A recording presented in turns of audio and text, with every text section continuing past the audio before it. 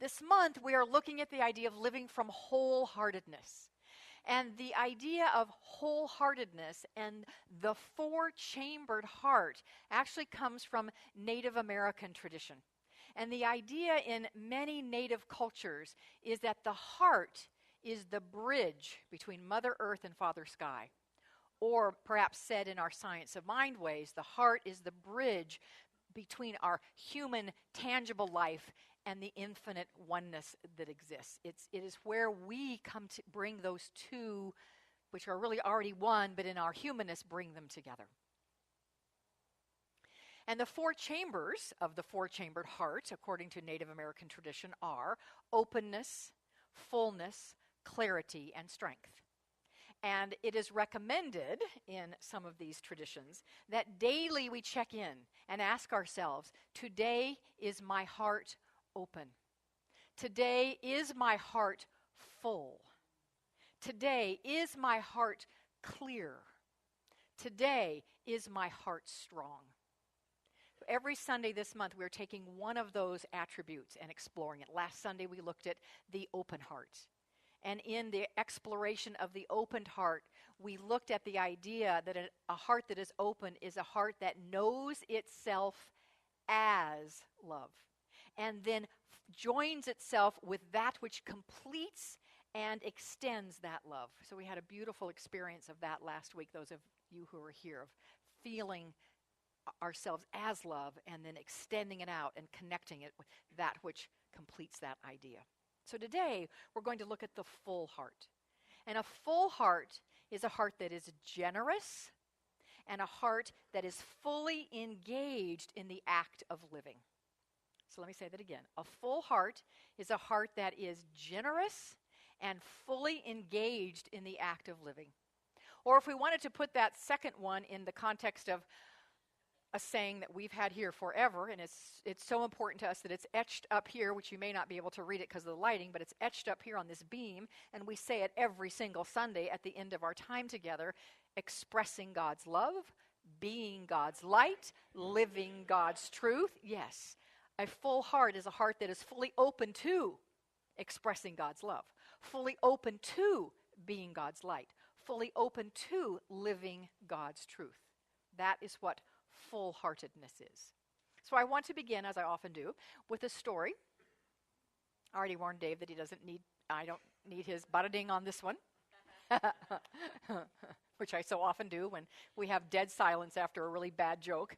You know, he fills that in with a bada-ding, bada-doong, and I'm so grateful for that, but we don't need that this morning. So this story is about a woman who is out on a quest, if you will, in the mountains, and she's by herself, and she's doing like a vision quest in the mountains. And she's been out for a while, and one day she happens upon a man, or a man happens upon her, and he is very tired and very hungry. And he asks her if she has any food that she could share with him. And she says, yes, of course, I absolutely do. So she opened her bag to give him some food. But he noticed something in her bag that she had found earlier that day. In the stream, earlier that day, she had found a very valuable, precious stone. And she knew that it was valuable. And she knew that it is precious. And she had put it in her bag. So when she opened the bag to pull food out for the man who asked her for food, he looked and he saw that gem. He saw that stone, and his brain started going immediately like, okay, I could have food for the moment or that gem, which would feed me for the rest of my life. And so he said to her, thank you so much for the food, but I've decided I'd like to ask for something else. And she says, what is that? He said, I'd like to ask you to give me that stone that's in your bag. And she put her hand in, she pulled out the stone, and she handed it to him.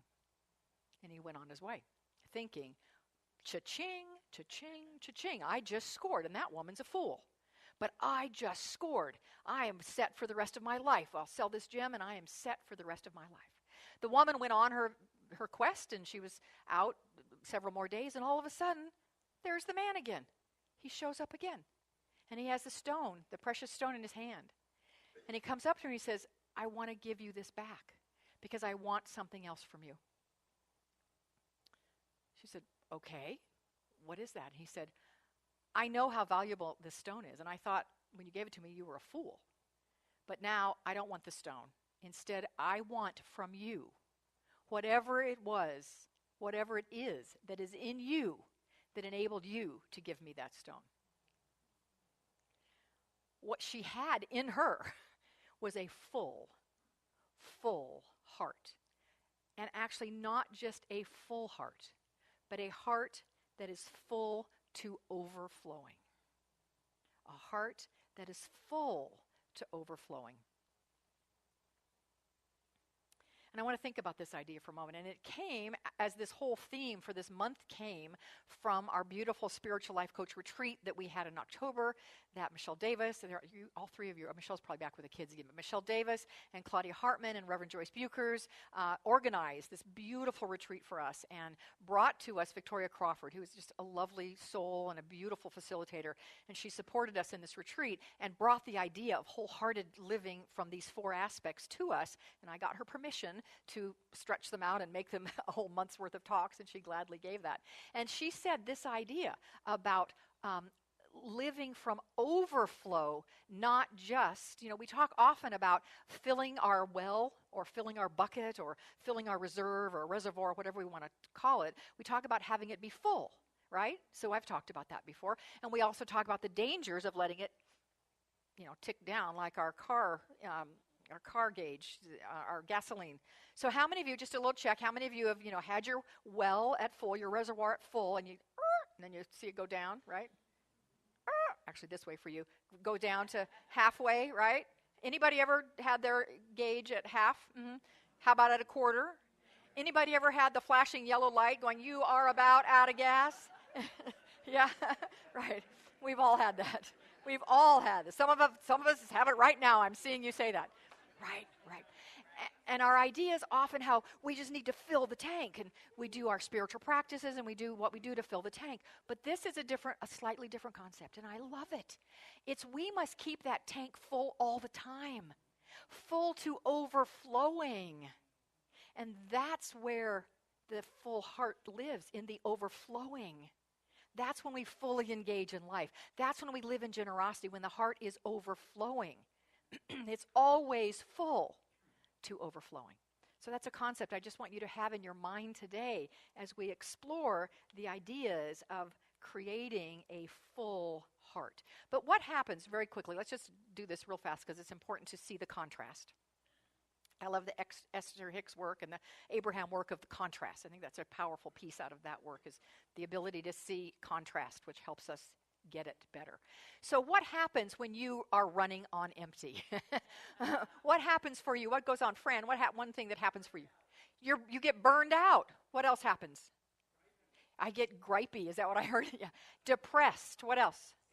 I get sick. I get physically sick. Fearful. I get fearful. I get resentful. I get stressed. Tired. How are your creative juices flowing when you're there? They don't. Right. Inspiration, dried up. Creativity, dried up. Right. All of those things are gone when we're running, I'm going to even say, even at half full. Those things really start to diminish. Get below half full, they're gone. If we want them fully alive, fully engaged, we need to have our tanks full to overflowing. That is when we can most fully express God's love, be God's light, and live God's truth. So the question of the morning is, how do we fill?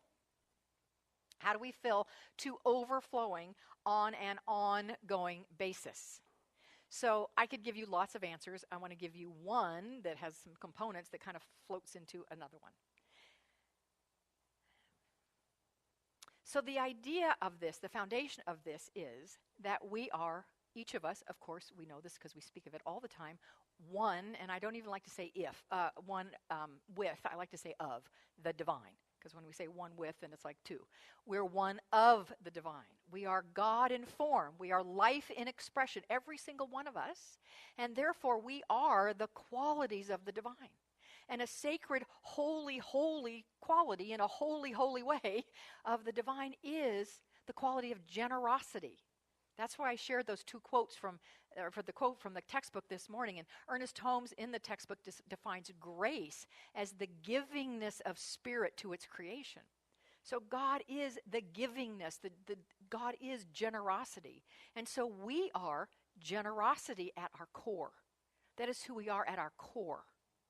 When we live from the core of generosity, which of course, thank you, Reverend Christopher, for this refinement after first service, which is in all of us, and as all of us, we are in fact, how many of us are there really? Come on, you know the answer to this. Let's do it again. How many of us are there really? Right. There's one. There are many. God said in oneness there is multiplicity, right? Or multiplicity in the oneness, he said. We're individualized expressions of God, but we're one. So when we are living from a place of generosity, true generosity, truly expressing the generosity that is our divine nature, we are giving to who? There you go. You got it.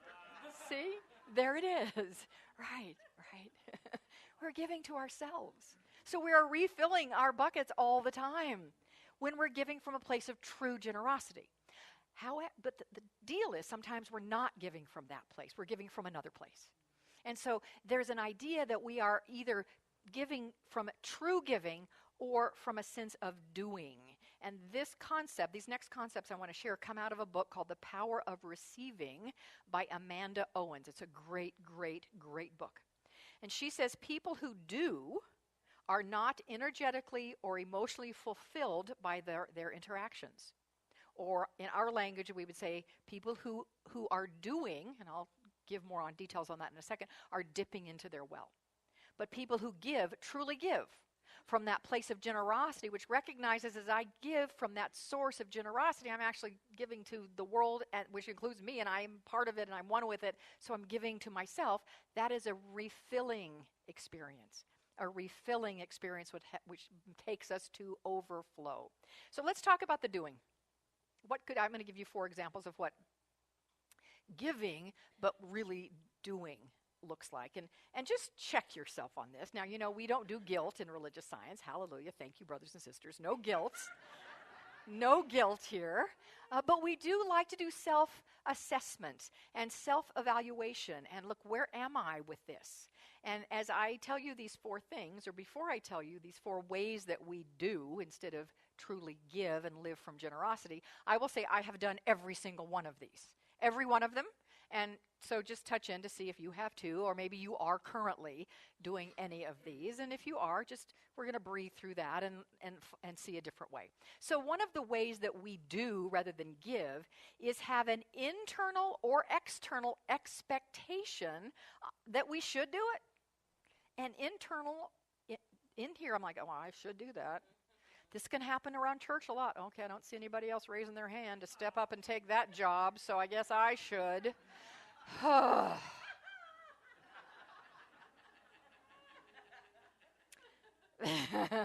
That will only deplete. Right. Or if someone, you know, people have expectations of us sometimes, right? They expect you to do that, but you don't really want to. But they expect it, and you know they expect it, so you say, okay. That is doing, my friend. When you say yes, when you give from that perspective, from that energy, that is not coming from your source of generosity and your realization of oneness. That's actually coming from separation. And like, okay, I have to be the only one to do this. It's a little martyrdom in there too, but I'll get to that one because that's its own. That's its own, all on its own. Martyrdom is all on its own.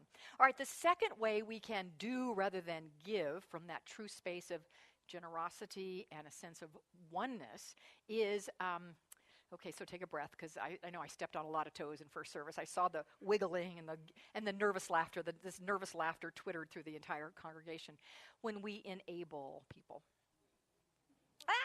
All right, here's a quote from The Power of Receiving. Enabling behavior is when you habitually do something for people that they are perfectly able to do for themselves. You are also enabling when you do something that prevents people from experiencing the consequences of their own actions. Woo, there you go. And here are just a couple of examples from different realms of life. Perhaps a parent, mother or father, who constantly picks up after their children rather than teaching them to put their things away. There you go. A person who covers for their coworkers' habitual tardiness by doing their work. A person who continually takes care of or financially supports an adult child. You're okay. You are welcome. You are so welcome. Oh, there's going to be trouble in that house today when Reverend Michelle said. Yep. All right. Uh-huh. The other the last example is someone who constantly loans money to someone who has a gambling addiction, right? So those are just some examples. We could give many more, but a few examples of how we can enable. And when we're enabling, we are not truly giving, because we're not honoring the God in them, which is the God in us, right? All right, another one is, and this is a big one, when we give so that we will get something back. Giving with the expectation that something is going to come back from you. So I give you a gift, I expect a gift back from you. I give you love, I expect love back from you. I give you this, I expect you to think I'm great. I give you this, I expect. Again, separating, depleting, not filling. And the last one, which is my favorite, giving, quote unquote, so we can play the martyr, so that we look so good and important. And we're very impressive, right? Because I give so much. I'm so impressive. Aren't you impressed? Right? Not. Yeah.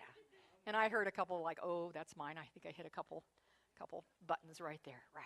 So those are just, there are others, but those are some big ways that we deplete the well rather than fulfill and fill the well. And why is that? Because doing any of these come from a sense of separation, not unity. They come from a sense of lack, not wholeness. They come from a sense of fear, not love. And when we come from a sense of separation, lack, and fear, we're depleted.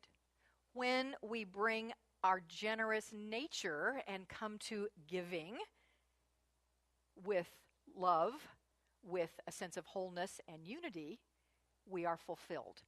Why? Because the first set of those things are out of sync with spiritual truth.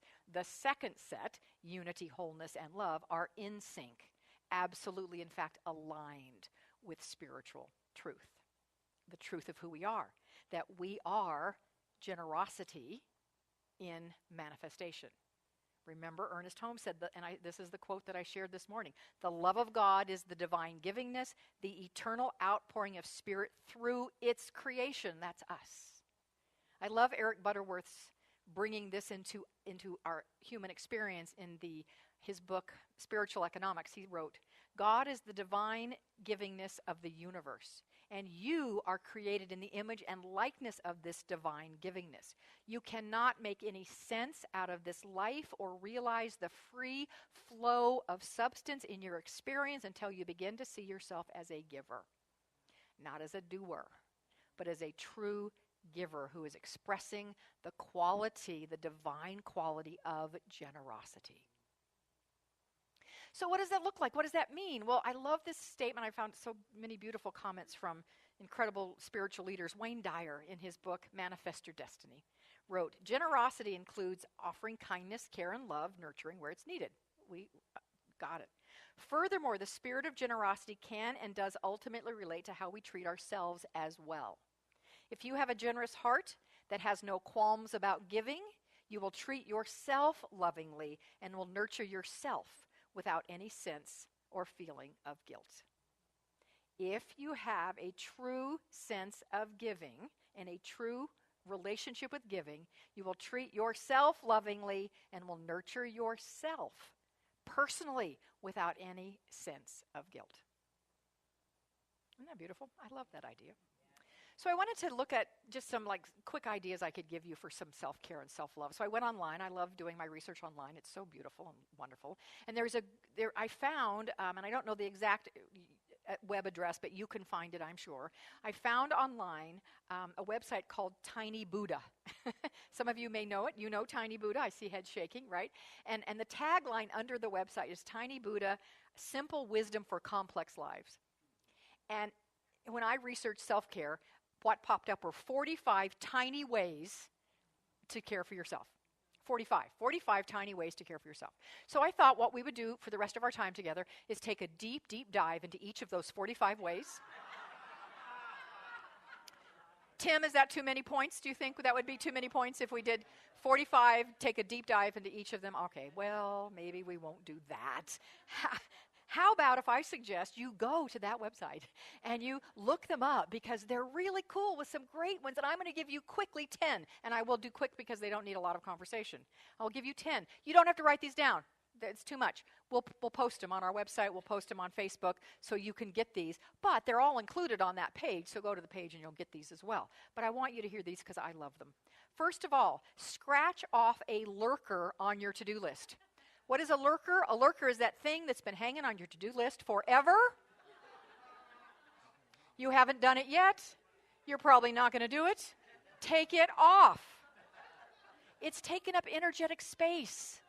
It's taken up heart space. It's actually pushing down that full heart because it's weighing on you. Just take it off. All right, number 1. Number 2, do a mini declutter. You know, sometimes we think, oh, yes, I have to declutter. Order is the first law of the universe. I need to declutter my house. It's so overwhelming. I can't do that right now. No. Go in your closet, look around, and go, I want 3 items that do not bring me joy. I'm taking them out and I'm giving them away. There's your mini decluttering right there. That's number 2. Number 3, this one's really easy for me because I live with the funniest human being on the planet. It's have a good laugh. Have a good laugh. But you might not live with the funniest human being on the planet. Yeah, right. If that's the case, and this is suggested from the website, and I love this because it was like, I know this is a website after my own heart because this is one of my favorite things of all, is read Calvin and Hobbes. Do you know Calvin and Hobbes? It's a comic. They have books, the best of Calvin and Hobbes. Precious, funny. Read Calvin and Hobbes. Get a good laugh. So that was number 3. Number 4 is have a good cry. That needs to happen too.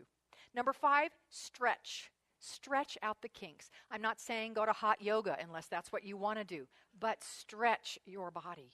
Number 6, make one small change in the way you eat this week. Like drink 1 more glass of water than you normally do. Okay, drink 1 glass of water, okay? Right?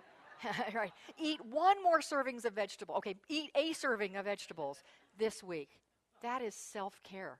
Number 7, fix a small annoyance at home that's been nagging you, and I do not mean your partner. That's not what I mean. I mean something that, you know that button that fell off your pants 2 years ago? And every time you put your pants on, you have to put it with a pin? Go sew the damn button on, pardon me?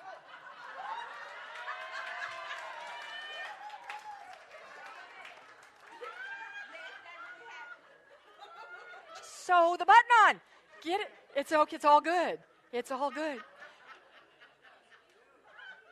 Again, that's taking up heart and mind space in you. Just get it done. That's like scratching off something you're not going to do, but get something done that you need to get done. All right. Number 8, exercise. I love this one. Exercise a signature strength, meaning think about what you're good at and do it. Think about what you're good at and do it this week. Yeah. Number 9, ask for help. Big or small, ask for help. It's okay. And number 10, be selfish. Do something today that makes you happy. Do something that makes you happy. So those are 10 ideas off of that great little website. Go find the rest of them. I want to share something with you before we bring our time to a close. About 3 months ago, I had a lightning bolt flash, just right there. You know how we get those sometimes, just so clear. I had a lightning bolt flash of something I needed to do for self-care. And I had a few moments of, no, you can't do that. But it wouldn't leave me alone. And so I hadn't even read that beautiful quote from Wayne Dyer yet about how do what you need to do for self-care. But it fits perfectly. And and it relates to us and our relationship here. Don't worry, it's all good. But I went to our board of trustees and I said, hey, I'm actually coming to you with something that I need for me. And I want to, even before I tell you what it is, I just want to acknowledge and honor and love and thank our amazing Board of Trustees who, I actually said I want to present this to you this month, let you think about it, pray on it, sort things out, and the next month you'll give me your answer. They went, no, we don't want to do all that. Just, yeah, the answer is yes. So thank you, Board, for answering my request, which is for self-care. I am going to take a sabbatical, breathe, a 2-month sabbatical at the beginning of next year. So January and February, I won't be here, but you will be very well cared for, I promise. I'm working on an amazing list of people to bring to you so that you will be totally cared for, and I am going to engage in some deep self-care. So, yay. So, thank you. I'm telling you this, thank you. I'm telling you this, A, because I want you to know, and now seems to be a good time. It fits right in to tell you now. And I also just want to serve as I want this to be a role model for you, and where can you engage in greater self-care? And it may be something that looks really big, but go ahead and do it anyway. As a matter of fact, a woman in first service came to me after service and said, "Congratulations for taking a sabbatical. I'm taking one too next year." She says, "Mine's going to be a bit longer." I said, "How long?" "The whole year." I went, "Oh. Dang. Well, shoot. I did not ask for enough." But no. I'm good with 2 years. I'm good with 2 months. So here's the deal. I want to be very clear so you all are clear about this. And in case anybody hears and there's any little chit-chat rumor going on, I want you to know I am not ill. I am not planning to have anything tucked, lifted, sculpted, enhanced, or dehanced or anything. Nothing like that is planning to happen. No. I'm not looking for another pulpit or candidating for another job or anything like that. It is purely 2 months of R&R. That's what it is. So just so you know. All right. So again, I invite you into the exploration of what could that be for you. And I want to bring us to a close with a quote that was actually on, a colleague of mine sent me an article on sabbaticals, and this quote was in the article, and I loved it, and it just speaks to our full-heartedness and replenishing ourselves, and I'm tweaking it a bit to really have it fit this morning. It's from a woman, I think it's a woman, by Lee, L-E-I-G-H, long, 4 names, but her last name is Macaro, if anyone knows who that is. Help me, I Googled her, I couldn't find her other than this quote, but it's so gorgeous, here it is. Actually, I invite you to close your eyes because it's almost a prayer. We'll flow it right into our prayer. Whatever it may be that your soul and heart needs, may you find it easily, eagerly, gently, wondrously, and healthfully. May it open you up and make you kinder, wiser, and more wholehearted. May it make the world around and within you brighter, sweeter, more spacious, and nurturing. May you have rest when you need it, energy to do good, laughter like mountains, and tears like a spring rain. May you have a mind that opens readily and releases graciously. May your heart be full. May you be generous. May you embrace life to the fullest.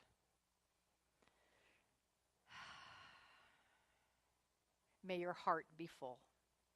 That is my prayer for each of us this morning, that our hearts are full. And we anchor into the realization of that divine presence of life and love and generosity that lives as us. We anchor into the realization that as we come from a generous heart, we can do nothing but overflow. I accept for us a realization that as we are generous to another, quote unquote, we are being generous to the one which we are of. And our hearts overflow. So in this room and this morning, I accept hearts overflowing. Overflowing with love, overflowing with compassion, overflowing with care. And I know that overflowing right now is felt by everyone in this room. Right now, that overflowing goes beyond our walls into our city. Our overflowing love, compassion, care goes to places in our country that are hurt and wounded in their human experience. We specifically right now send our overflowing hearts and our overflowing love and compassion and care and awareness of our oneness to that sweet little Baptist church in Texas that had a shooting last week. We send our overflowing love to the families affected, to that whole community, church community as well as larger community. We send our overflowing hearts to the places in our country that are still physically ravaged by the hurricanes, Houston, Florida, elsewhere. We send our overflowing love to Las Vegas, which still is reeling from the experience that happened there last month. We send our overflowing love beyond the borders of this country to places in the Caribbean that are also rebuilding after hurricanes, places that are filled with violence, where human rights are violated. We send our love, our overflowing hearts into those areas and bring God's love, bring God's light, bring God's truth to every one of those places. And as we do that here in this moment, blessings are happening everywhere, and we have just been completely refilled, even more. So for this experience this morning and for the immediate and perfect answer to this prayer, I say thank you, God. I know that it is done. I know that it has happened, and so our only job now is to, with gratitude in our hearts, release and let go. And that is what I do. And so in faith, in truth, and in trust, we let it be. And so it is.